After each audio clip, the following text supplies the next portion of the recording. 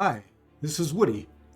So someone at Funcom got a little too excited and prematurely released the trailer to Conan Exiles 3.0, named Age of Sorcery.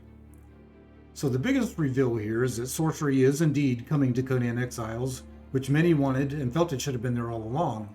Before we get into some of the details revealed, including the addition of Battle Pass and a store for microtransactions, I highly recommend that you watch Funcom's live stream on Tuesday, June the 21st, on Twitch for the official reveal, on which developers will provide clarity and likely answer some questions.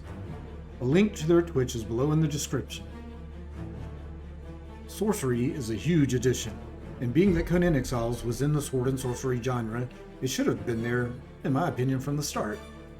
That being said, I've never been a huge fan of the way magic and sorcery is generally implemented in games where the visual effects are over the top and fill your screen with explosions, fireballs, and AoE effects. It just ruins the immersion for me.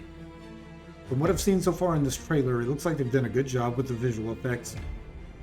Another huge change is that the attribute and perk system has been revamped, where now corruption can be used to transform your perks. First thing to notice here is that the attributes have changed some. We still have strength, agility, vitality, and grit, but we now have charisma and craftsmanship.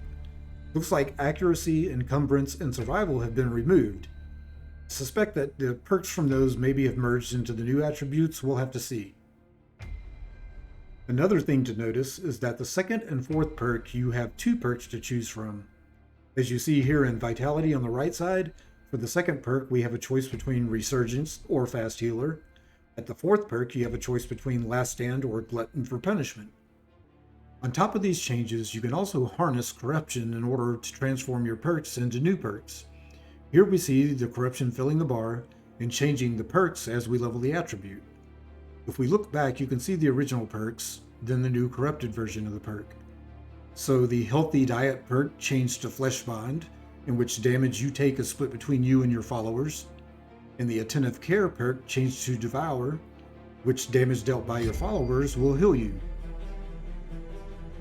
One thing I noticed is that when you got to the second perk, we didn't get a choice. It looks like it assigns the corrupted perk based on which perk you originally chose. I'm not sure if it'll be the same no matter which one you chose originally, or if there is indeed a different corrupted version. One perk that stood out to me in the charisma attribute, and this is before corruption, is the War Party perk. It allows you one additional follower. This is an example where they've taken popular mods and implemented them into the game. So now we get into Battle Pass in the in-game store. Battle Pass will have building pieces, armors, weapons, mounts, and other items which are mostly cosmetic, and I don't think they're going to have any effect on the balance in the game. Although we are very limited in what we can see in this trailer, Funcom appears to be taking an approach I think will be fair. You can complete the challenges to progress through and unlock these items, or if you choose, you can purchase Unlock, which can unlock in increments of 1, 5, or 15 levels.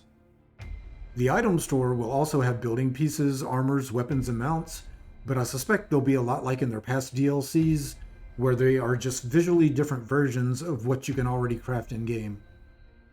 So I don't think this is going to be pay to win at all. It would be a grave mistake, and I am certain that Funcom is fully aware of the ramifications of that.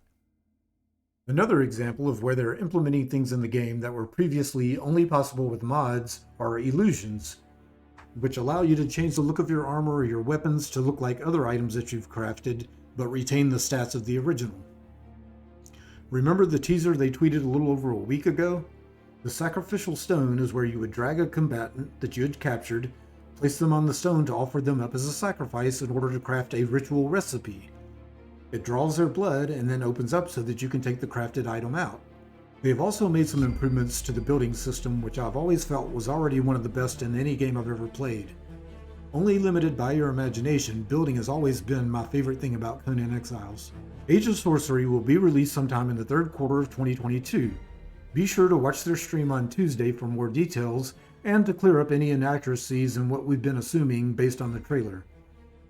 Thank you for watching, and be sure to subscribe as I will be creating Conan Exiles content in the near future. Thank you. Bye.